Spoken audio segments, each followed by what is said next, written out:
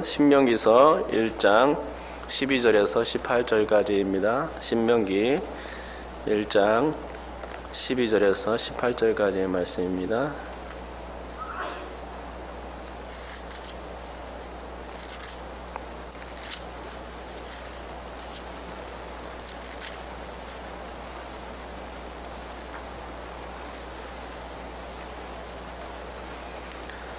신명기 1장 12절부터 18절까지 우리 교독해서 읽도록 하겠습니다. 제가 먼저 읽습니다.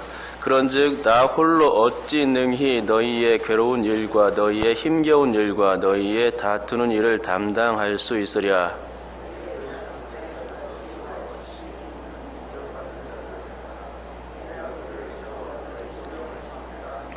너희가 내게 대답하여 이르기를 당신의 말씀대로 하는 것이 좋다 하기에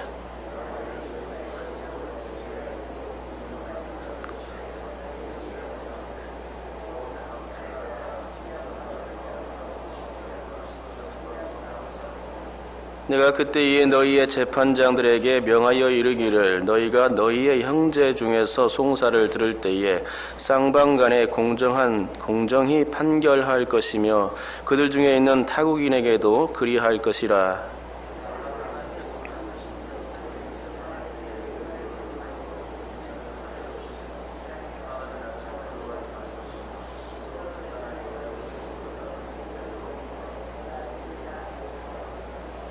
함께 읽겠습니다. 내가 너희의 행할 모든 일을 그때에 너희에게 다 명령하였느니라. 아멘.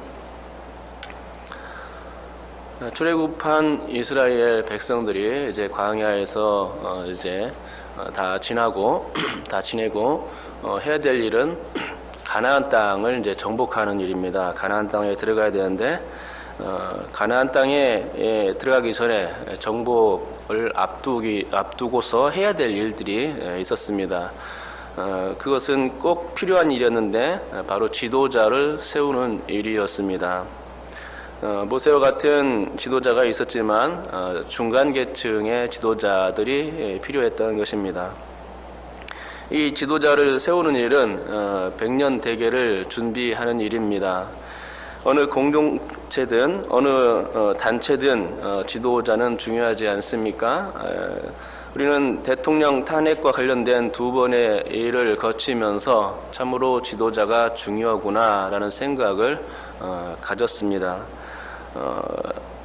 그것은 우리가 지도자가 중요하다는 그런 깨달음인데 지도자는 건강하고 지도자는 또 열정이 있고 지도자는 어떤 목적이 뚜렷해야 됩니다. 그래야 그 지도자가 속한 공동체는 소망이 있습니다. 지도자가 이 목적이 또 뚜렷하지 못하고 건강하지 못할 때 또 횡설수설할 때에 그런 지도자를 가진 공동체는 너무나 힘들고 너무나도 또 불행한 것입니다. 그렇습니다. 지도자가 중요한 것이죠. 이스라엘의 그 중다한 민족을 다스리기 위해서는 지도자들이 중요했던 것입니다. 모세 혼자서는 그 일을 잘 감당할 수 없었습니다. 비록 하나님께서 모세의 차기 주자로서 여호수아를 선택하여 지도자로 예비해 주셨지만 여호수아라는 지도자 한 사람만 가지고서도 안 되는 일이었습니다. 또 각 지파에 12명의 지파장들이 있었겠지만 그분들만 가지고서도 이스라엘을 통제하기엔 너무나도 힘든 일이었다는 것이죠. 광야에서는 12명의 그 모세와 또 12명의 지파장이면 충분할지 모릅니다. 그렇지만 이 가나안 땅에 들어가게 되면 어떻게 되겠습니까? 11절에 보면은 이스라엘을 하나님께서 축복해서 하셔서 현재보다 1000배나 많게 하신다는 말씀이 있는데 그 말씀은 지금 이스라엘이 장정만 60만 명이기 때문에 1000배라는 것은 어마어마한 숫자입니다. 장정만 60만 명이기 때문에 어린이와 여자들 그리고 나이 드신 분들을 합하면은 120에서 180만, 어떤 분들은 200만까지 보는 것이죠. 그것의 1000배가 되는 숫자가 된다면은 이거는 상상을 불허하는 숫자입니다. 그런 많은 백성들을 어떻게 다스립니까? 이런 공동체를 움직여 가기 위해서는 우두머리 몇 사람만 가지고서는 되지 않는 일입니다. 중간 계층이 많이 있어야 공동체를 체계적으로 움직일 수가 있게 된다는 말입니다. 그래서 하나님께서는 이 모든 일들을 잘 될 수 있도록 모세에게 지혜를 주셨던 것이죠. 공동체를 이끌어 가려면은 모든 상황이 모험을 걸어야 되는 상황이 있기 때문에 그래서 지도자를 세우게 된 것입니다. 하나님은 그거를 이제 아시고 또 모세에게 또 지혜를 주셨는데 중간 지도층을 이제 세우기에 이른 것입니다. 중간 지도자가 많아야 그 많은 사람들을 효율적으로 또 효과적으로 이끌 수가 있고 통제할 수가 있습니다. 오늘 중간계층 지도자들 뽑는 이야기가 나오고 있는데 이 이야기는 출애굽기 18장에서도 언급되는 이야기입니다. 그래서 오늘 이야기와 출애굽기 18장을 겸해서 본다면은 내용이 이해가 더 잘 될 것 같습니다. 본문에는 1000부장, 100부장, 50부장, 10부장, 조장까지 뽑았다가 나오는데 출애굽기 18장에 보면은 조장 얘기는 나오지는 않습니다. 하지만 이렇게 지도자를 뽑게 되었다는 것이고 그것은 모세가 모든 일을 혼자서 감당할 수 없었기 때문에 이렇게 처리할 수밖에 없었다는 것이죠. 정말로 신중하게 처리해야 할 일은 모세가 해야 했습니다. 모세가 떠맡아야 했겠지만 그렇게 중요하지 않은 작은 일들, 소소한 일들은 중간에서 모세가 안 해도 이 중간에서 처리해도 충분히 가능한 일들이 많지 않습니까? 그렇기 때문에 그런 일들은 모세와 함께 분담해줘야 모든 일이 빨리빨리 처리되고 또 일사불란하게 처리될 수가 있고 공동체의 문제들이 한결 쉽게 해결될 수 있는 것입니다. 그래서 이 중간 체계, 중간 지도자들을 택한 이유입니다. 그런데 민수기와 오늘 본문은 약간의 차이가 존재합니다. 본문에서는 모세가 직접 혼자 짐을 질 수 없기 때문에 모세 혼자 단독적으로 아이디어를 내고 추진한 것으로 나옵니다. 하지만 출애굽기 18장에 보면 모세가 단독적으로 이렇게 추진한 것이 아니라 모세의 장인인 이드로가 모세에게 제안해서 중간 지도자들을 뽑게 된 이야기로 나옵니다. 여러분, 당시 모세의 장인은 모세가 모든 재판을 아침부터 저녁까지 하는 것을 보고 기겁했습니다. 어떻게 이 일을 혼자서 그렇게 감당할 수 있느냐 하는 것이죠. 그것도 하루 한때만 그런 것이 아니라 아침부터 저녁까지, 그리고 그것이 매일이더라는 것입니다.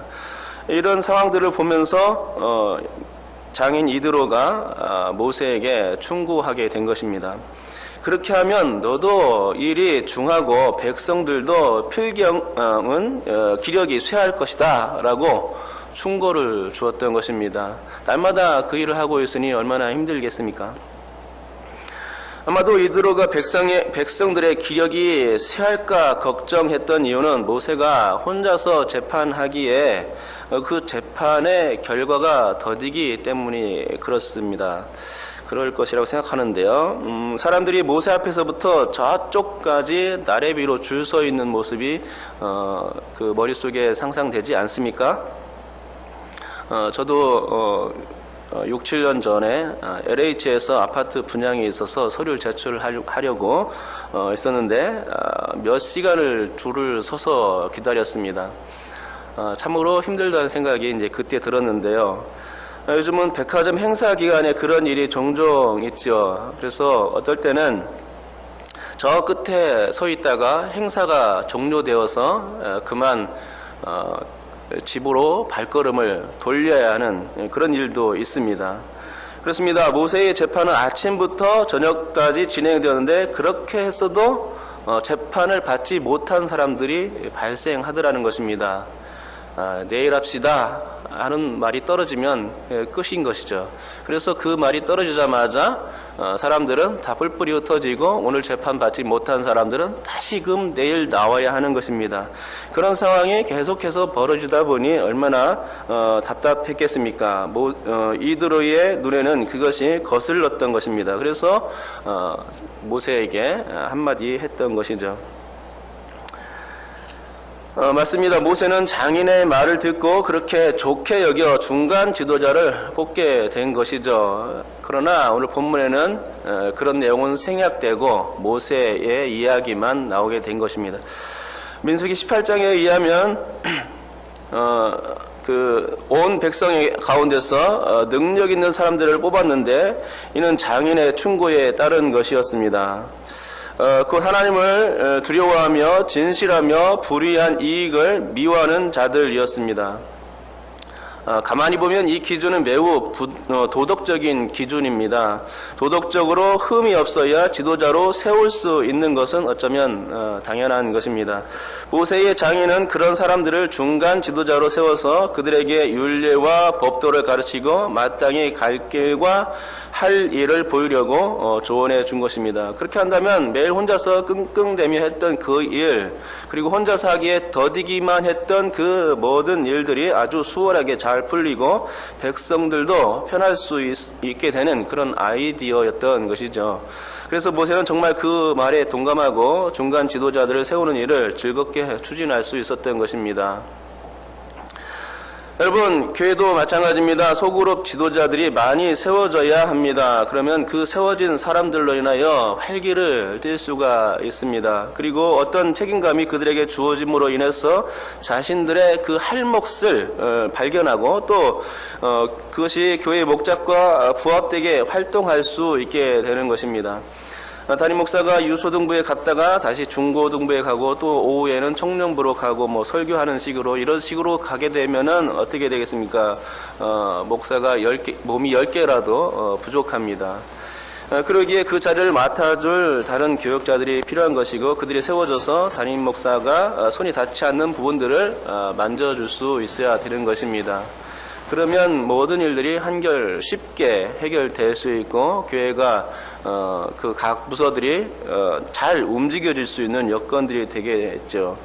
그러나 그것으로도 다 된 것은 아닙니다. 각 부서를 이끄는 장이 세워졌으면 또 그 부서에서는 부장도 세워지고 총무도 세워지고 회계도 세워지고 서기도 세워지고 이런 중간 직급들이 또다시 세워집니다. 그래야만 파트 혼자서는 감당할 수 없는 부분들을 또 그 공동체 자체 내에서 또 감당해낼 수 있게 되는 것입니다. 하지만 이런 일들은 교회에서 하지 말라고 해도 너무나 잘 하는 일이지요. 문제는 정말 교회를 이끌어가는 중책들을 키워내야 하는 게 바로 문제입니다. 교회를 정말 사랑하고 교회와 함께 갈 그런 역량 있는 중간 리더십들을 발굴하고 또 그들을 세워서 교회의 미래를 준비해 나가는 일이 무엇보다도 중요한 것입니다. 모세는 바로 그런 일들을 하고자 했던 것입니다. 장인 이드로의 충고에 따라서 정말로 필요한 인재를 등용하여 적재적소에 세우고 그들로 인하여 모든 행정 처리가 될 수 있도록 한 것입니다. 천부장을 세웠고 또 100부장을 세웠고 50부장, 10부장 조장까지 세웠던 것이죠. 아까 살펴보았듯이 장인 이드로의 충고에 의하면 중간 지도자의 자격은 하나님을 두려워하며 또 진실하며 불의한 이익을 미워하는 자여야 했습니다. 그런데 본문에서는 그 자격 기준이 또 다르게 나옵니다. 13절입니다. 우리 다 같이 한번 읽어보겠습니다. 13절 읽겠습니다. 시작. 너희의 각 지파에서 지혜와 지식이 있는 인정받는 자들을 택하라. 내가 그들을 세워 너희 수령을 삼으리라 한즉. 아멘. 여기에 보면 리더십의 자격 기준이 나오는데 세 가지로 구분해 줍니다. 첫째는 지혜가 있는 자요, 둘째는 지식이 있는 자이고 또 셋째는 인정받는 자라고 나옵니다. 지혜와 지식과 인정받는 일, 이것이 중간 지도자의 그런 뽑는 기준이었습니다. 지혜는 하캄, 히브리어로 하캄인데 신적인 지혜를 말하는 것입니다. 신약적으로 말하자면 이것은 성령 충만한 자, 이런 사람을 가리키는 것이겠죠. 하나님의 일을 하는 데 있어서 신적인 지혜, 그 하나님의 지혜가 필요한 것입니다. 하나님께서 그를 영적으로 밝게 해 주셔서 모든 일을 영적인 관점에서, 신학적인 관점에서, 성경적인 관점에서 뚫어 통찰하고 헤쳐나갈 수 있는 지혜, 그 지혜가 있어야 한다는 것입니다. 특별히 교회의 일은, 또 하나님의 일은 그렇게 해야 되겠죠. 둘째로는 지식인데 탄학입니다. 탄학은 통찰력입니다. 어떤 일들을 만났을 때 척 보면 아는 것, 그래서 해결책까지 눈에 딱 보이는 것, 이것이 이게 탄학이고 지식입니다. 이런 통찰력이 지도자에게 필요한 것입니다. 이런 통찰력이 없다면은 매우 힘듭니다. 마지막으로 받는 자인데, 이것은 많은 사람들에게 알려지고 또 검증된 사람이 뽑혀야 된다는 것입니다. 아무나 뽑히는 것이 아니라 정말로 그 사람이 인정받을 만하다고, 인격적으로 또 여러 가지 실력적인 면에서 인정된다고 판단될 때 그 사람을 지도자로 세울 수 있다는 것입니다. 이것이 우리 본문에 나오는 세 가지 지도자의 자격 기준입니다. 그렇습니다. 교회는 이런 인재가 필요합니다. 신적인 지혜가 있고 통찰력의 지식이 있고 또 여러모로 검증되어서 열심을 낼 수 있는 이런 사람들을 교회는 리더십으로 세우고 이런 인재들을 등용할 필요가 있는 것입니다. 그러나 이런 인재들이 무슨 일을 하는가, 그것은 본문에 나와 있는데 재판과 결부시켜서 말씀해 주고 있습니다. 16절부터 17절까지인데 여기에는 그 첫째는 송사를 두고 쌍방간에 공정히 판결하라. 또 둘째는 타국인에게도 그렇게 하라. 셋째는 재판할 때 외모를 보고 하지 말라라는 등, 또 넷째는 귀천을 차별 없이 재판하라. 다섯째는 사람의 낯을 두려워하지 말고 재판하라라는 등의 그런 재판과 관련된 내용들이 담겨 있습니다. 그리고 일 처리가 어려운 문제는 모세에게 돌리면 되었습니다. 이건 다 재판과 관련된 일인데요. 하지만 천부장부터 조장까지 세운 것은 꼭 이런 사법적인 문제에만 결분되는 것은 아니었습니다. 이 문제는 리더십들을 세우는 이 문제는 더 확장되어야 하는 것인데, 그것은 가나안 정복을 앞두고 군사적 목적을 위해서도 이 중간 계층이 꼭 필요했던 것입니다. 군사들을 움직이려면 어떻습니까?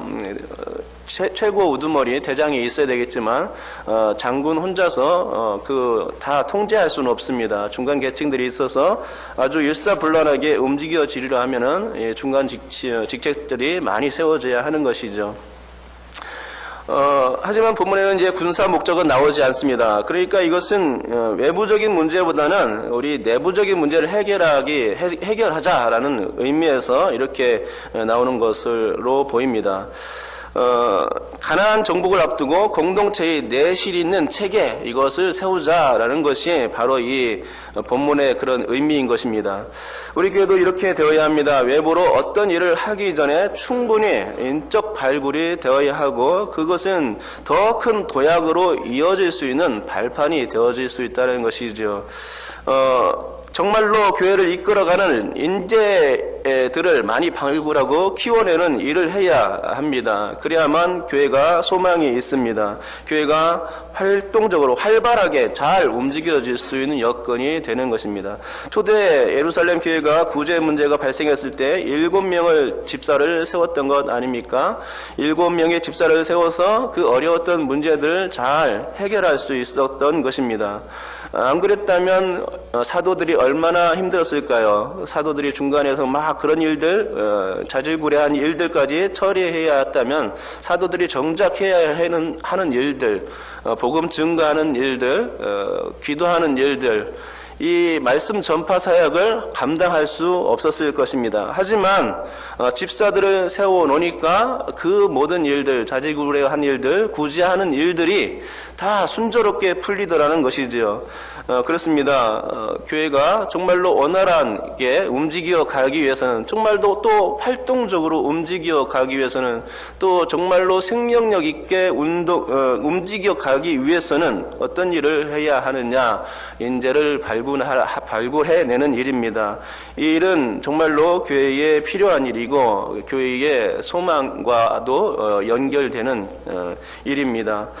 그렇기 때문에 이 일들을 위해서 우리가 관심을 가질 수 있어야 되겠고, 또 그래서 지도자가 많이 세워지고 교회에서 그래서 이 소그룹들이 활성화돼서 잘 움직여질 수 있어야 됩니다. 특별히 우리 교회 같은 경우는 목장이 있는데 목장의 지도자들이 활동하지 않는 경우들이 간혹 있습니다. 그래서 좀 문제가 되긴 하죠. 정말로 이 목장을 잘 움직여 가기 위해서는 활동적으로 움직이고 또 새신자도 목장에서 나올 수 있고 이런 분위기가 다 되기 위해서는 정말로 목장 그 장 한 사람, 이 사람을 세우는 일이 그만큼 신중하게 결정되어야 하고 또 그것이 목장의 소망이 된다는 사실, 그리고 전체적으로 볼 때는 교회의 소망이 된다는 사실이죠. 그래서 이번에 이제 연말을 앞두고 이제 담임 목사님께서 목장장도 다시 좀 점검을 하시고 또 여러 가지 교회 직책들을 다시 세울 텐데 이 일들을 위해서 여러분께서 기도해 주시기 바랍니다. 이분들이 정말로 온전히 세워져야만 교회가 잘 이끌어 갈 수 있고 하나님께서 원하시는 뜻 가운데서 교회가 움직여 갈 수 있을 줄 믿습니다. 여러분께서 기도해 주시면 감사하겠습니다.